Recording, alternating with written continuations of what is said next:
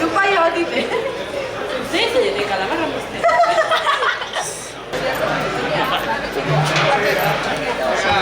Kultura latza.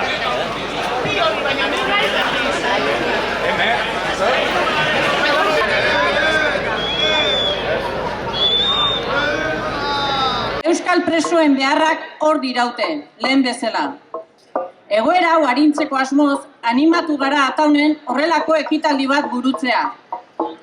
Azpimarratu nahi dugu gaur hemen antolatu den ekitaldia erabat auzolanean osatu dela, eta parte hartuko duten talde guztiak musutruk etorri direla. Beste behin ere, preso, iheslari eta deportatuak etxean nahi ditugula aldarrikatu nahi dugu. Egun esan dezakegu bidea egiten hasia garela, eta urruntzea eta sakabanaketa behingoz amaitzetik gertuago gaudela. Frantziako eta Espainiako espetxeetan oraindik 220 euskal herritar inguruk jarraitzen dute. Ni aspaldi atera nintzen herritik. Zuek jarraitu dezue lan guzti egiten herriarengatik. Mila esker eta segi gogor. Miguel Ángel Apalategi Apala.